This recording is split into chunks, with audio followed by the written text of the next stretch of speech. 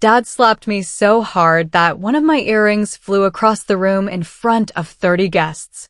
The sound echoed through the marble foyer like a gunshot, and for a moment, the entire party froze.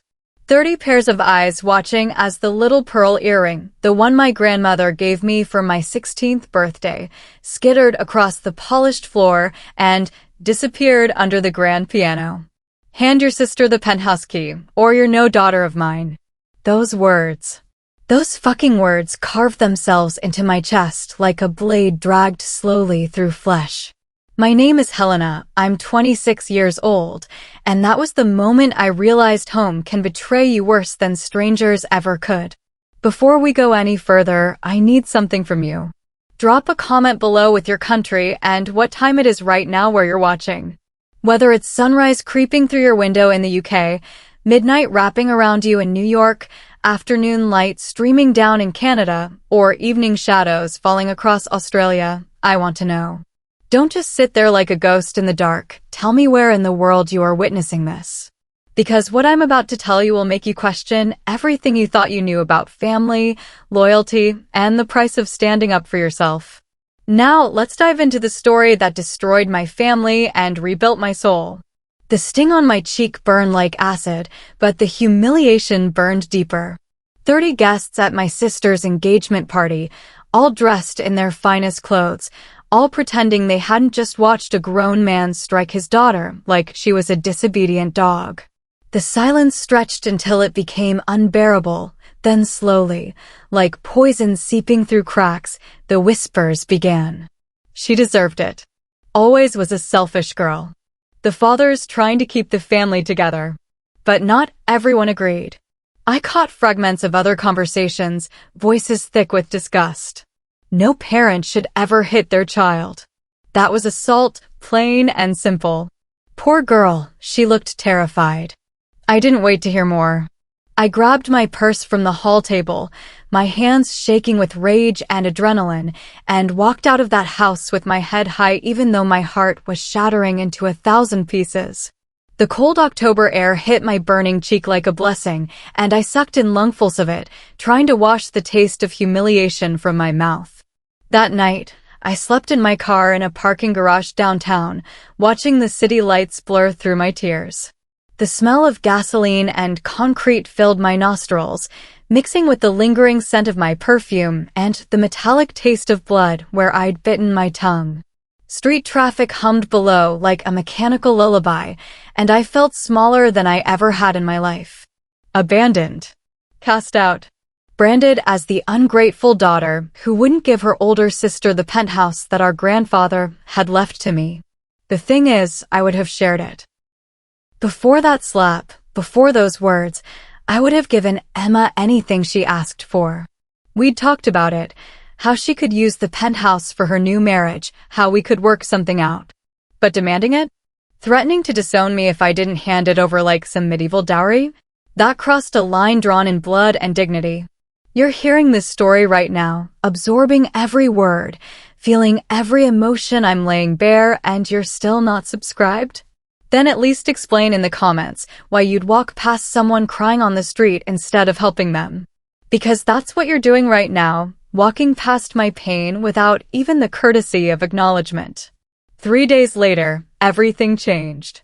I was sitting in a coffee shop, nursing my 3rd cup of black coffee and trying to figure out how to rebuild my life from scratch when my phone rang. Unknown number, but something told me to answer. Ms. Helena Blackwood? This is Jonathan Hayes from Hayes, Morrison and Associates.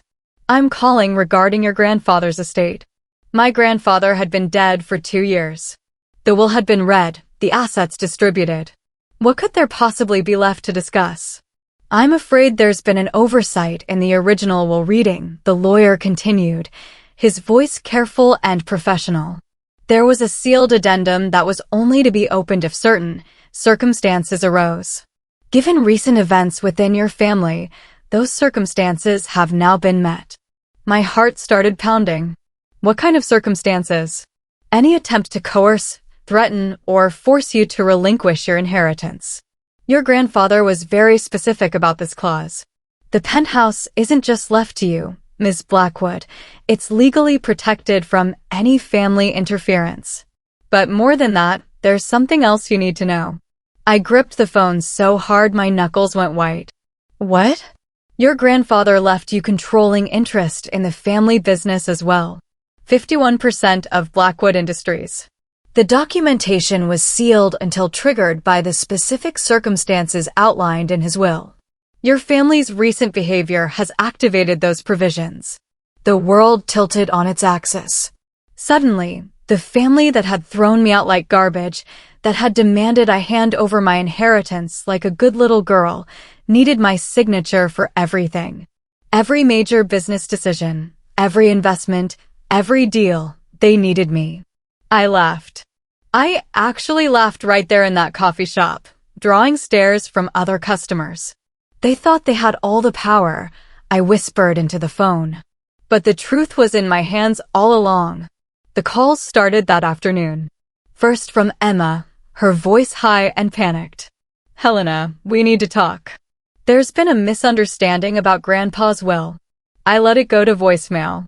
Then Dad called. His voice was different now, careful, almost pleading. Helena, sweetheart, let's discuss this like adults. We're family. Voicemail. Mom tried next, her words dripping with false sweetness. Darling, you know we love you. Come home so we can sort this out. Delete. The messages piled up like autumn leaves, each one revealing more desperation, more panic, more of the truth they'd been hiding behind their demands and ultimatums.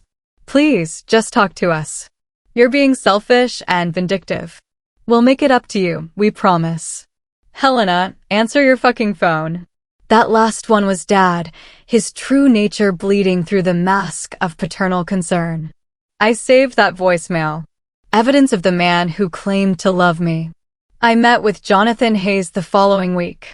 His office overlooked the city, floor-to-ceiling windows offering a view that made me feel like I was floating above the world that had tried to crush me.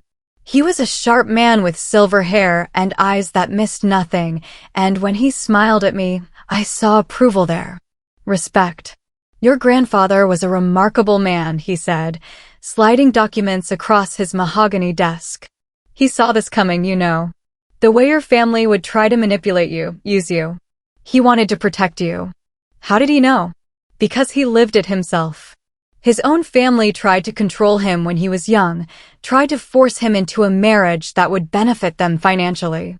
He broke free, built his own empire, and he wanted to make sure you had the same opportunity. I stared at the legal documents that gave me power I'd never imagined having. So what do I do now? Jonathan leaned back in his leather chair, his fingers steepled. Sometimes silence is the loudest weapon. Let them panic. Let them show their true colors.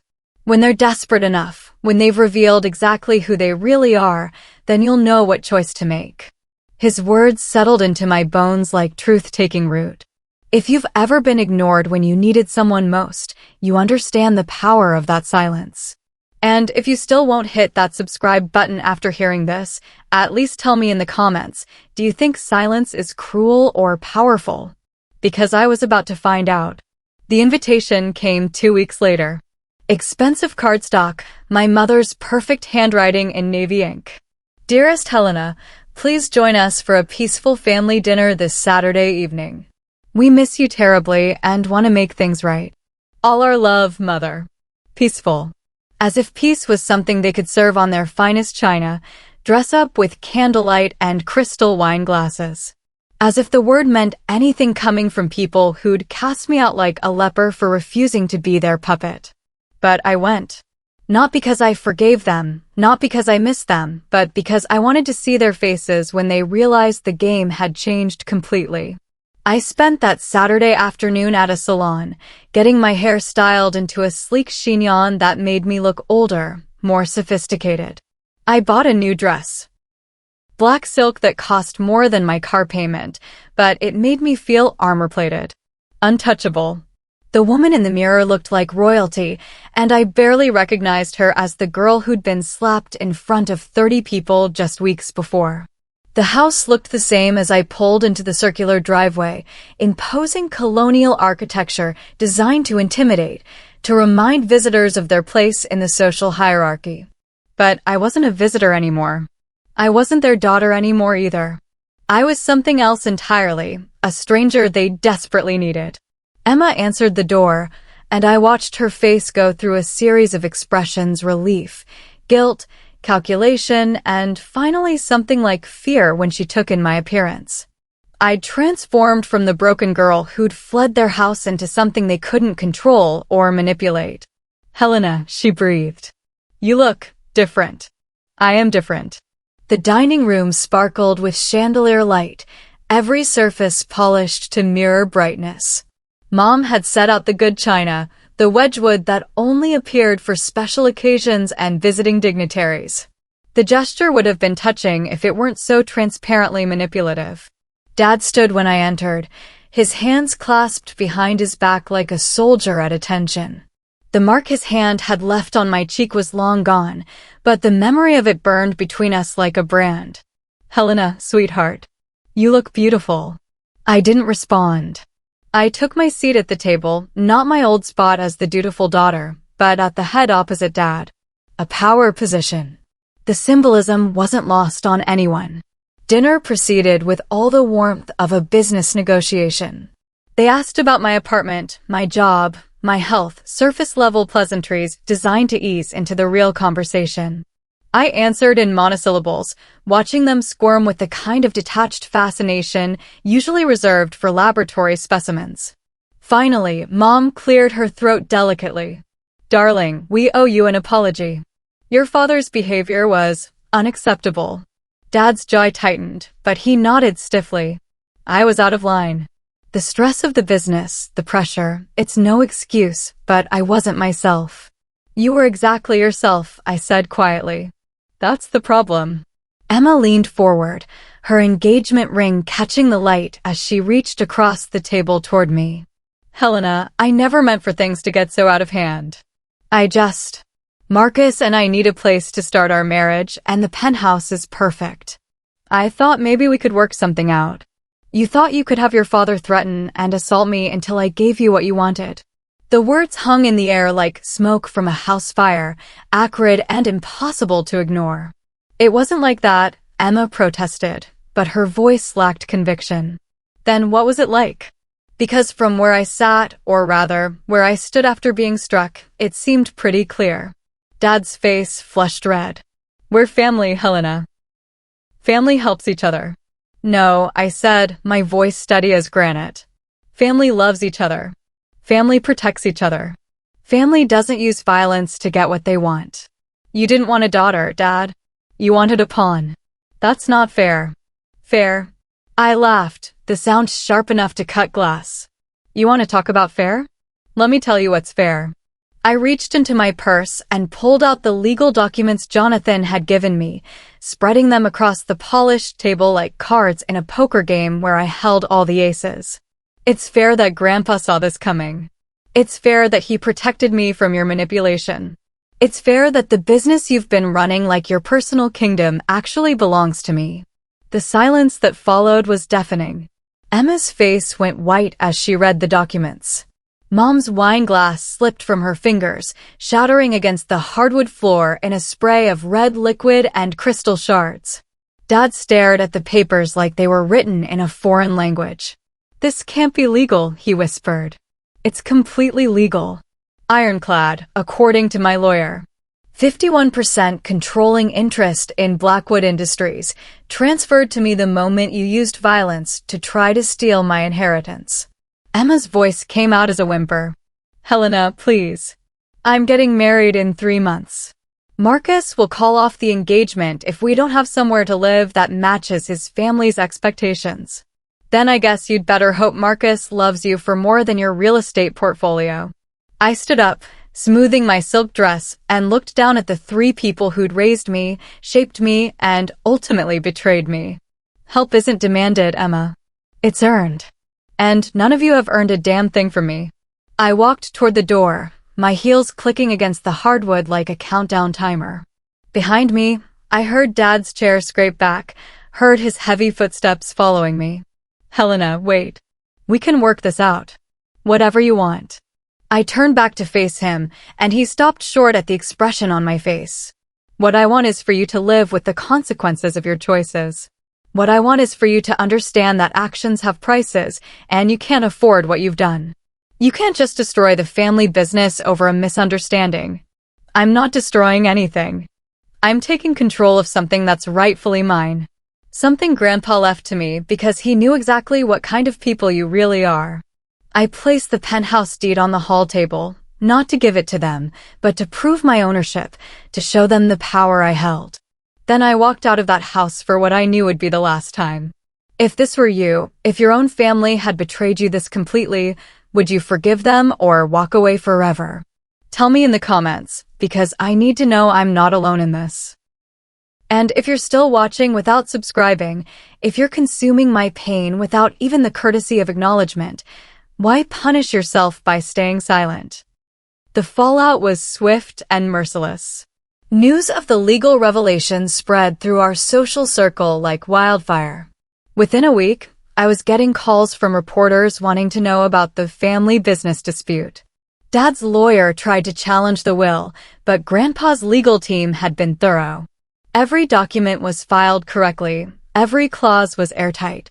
The business deals that Dad had been counting on fell through when potential partners learned about the ownership dispute.